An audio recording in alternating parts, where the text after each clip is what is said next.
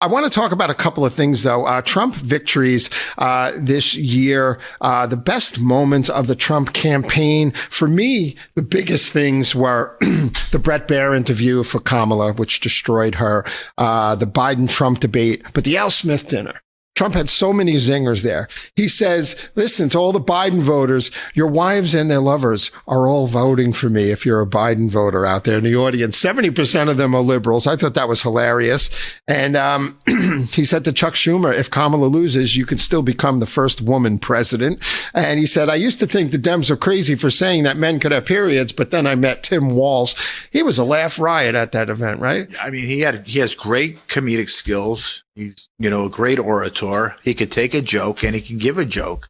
I mean, Chuck Schumer was even laughing, and Chuck Schumer was cracking up. And then the camera went to him, and he'd go like this. He'd muzzle in the corner because he didn't want to showcase. Trump definitely actually puts people in their crosshairs, right? But the audience loved it.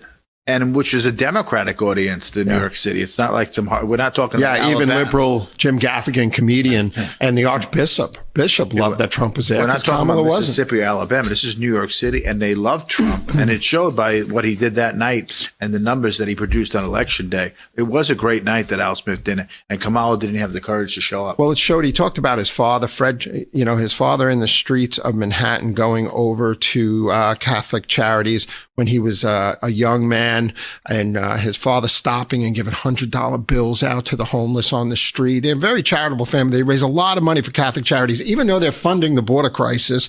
I wanted to talk about, also, he said, we need new leadership, he says at the Al Smith dinner. You were at the movie premiere, The Man We Don't Know, right? It was great. That we don't know about him. And his charitable side. But he says at the dinner, we need new leadership. Now we have somebody who can barely talk with mental faculties of a child in the White House. But enough about Kamala Harris. But yeah, we were both at the premiere at Mar-A-Lago, and I wanted to get into Mar-A-Lago with you. I'm on the road in Iowa. A guy comes up to me, says Trump paid for 10 years of chemotherapy for my father, who was a U.S. Marine.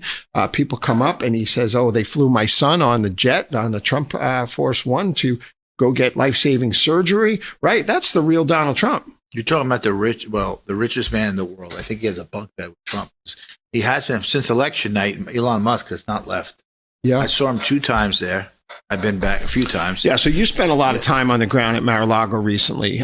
Tell us about the vibe going on and all the people that want to be part of what's going on, even the left. I think we broke culture. We broke the media here. Hopefully, thank God, we finally did.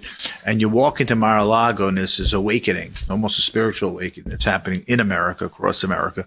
And it feels good to be there because people are not afraid anymore. There was like a time when you'd get the call from a Democratic friend and go up, then they'd be whispering to you, and there was always a but.